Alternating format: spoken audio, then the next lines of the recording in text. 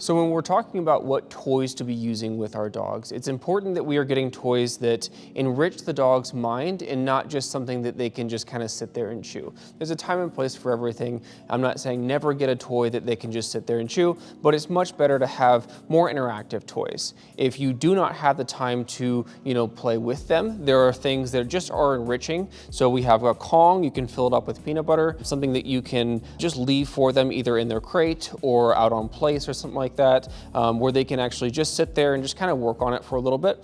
If you are having them out of the crate, something like this, it's a Snuffle mat. You put it on the ground, you put treats in it. A really good option to kind of keep in mind a dog a little bit busy, just kind of digging through and using their nose to work on that.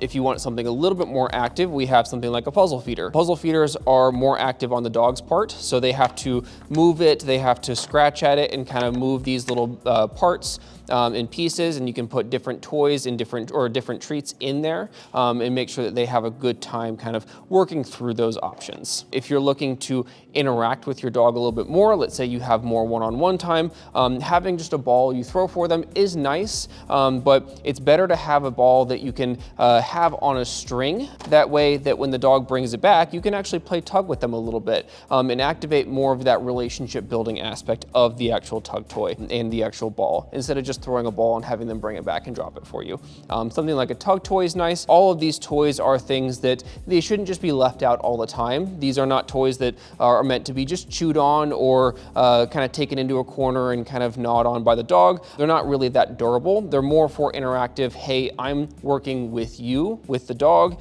and kind of playing that way. We have more stuff like this. We have a Flirt pole.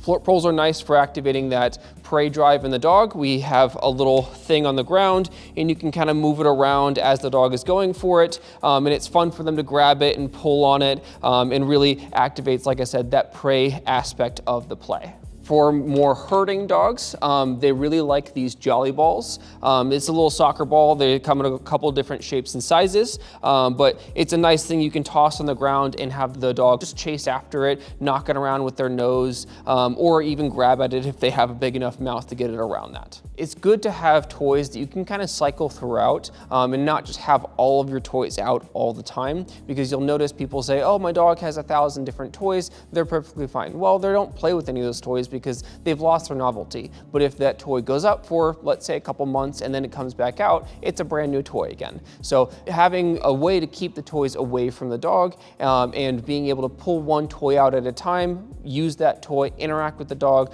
put that toy away, and then leave that toy out for a little bit, or leave that toy up for a little bit longer, and then bring a new toy out, will keep the dog interactive and keep the dog engaged with you because they're excited about their new toys.